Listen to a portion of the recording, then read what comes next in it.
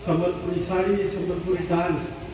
But मैं अपने आप को एक भाग्यवान समझता हूँ कि पिछले 1.5 साल से ऑलमोस्ट एवरी वीक 2-3 प्रोग्राम देखने का मुझे मौका मिल रहा है और बहुत एंजॉय करता हूँ कि ये जो संबलपुरी का एक कल्चर है, एक उड़ीसा एक कल्चर है, सुनने में और देखने में बहुत फर्क होता है।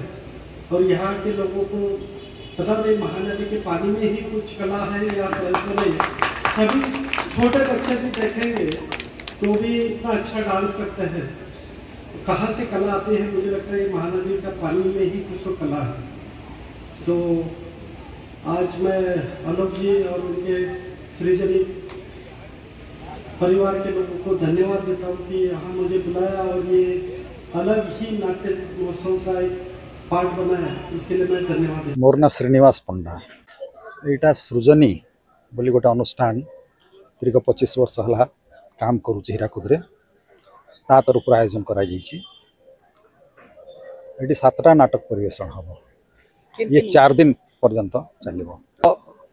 सेमती कौन से थीम दिखाई जेन मैंने सब अच्छा आमर नाट्य संस्था मैंने जेन अच्छा से मानकर बेस्ट बहुत समय धरिकी जेनटा परिवेशन कर विभिन्न स्थान से ही नहीं आसुच अनुष्ठान संबलपुर आईचन हीराकुद भी गोटे दल अच्छा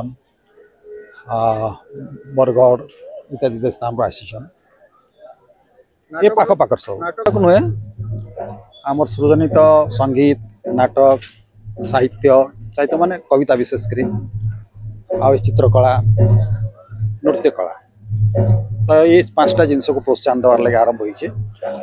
तो ये सब विभिन्न समय आयोजन हो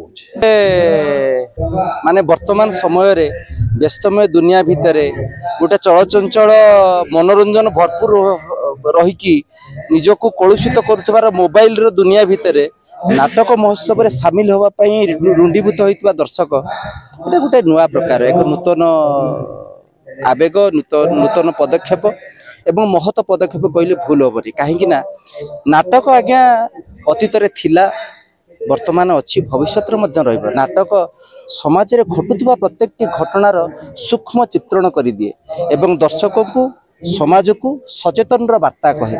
तो नाटक भितर चित्र साहित्य कला परंपरा संस्कृति तत्सहित मनीष दैनंदिन जीवन घटुवा कहानी मानकर निजर जीवन रे निजको सी देखा पाए नाटक मंच।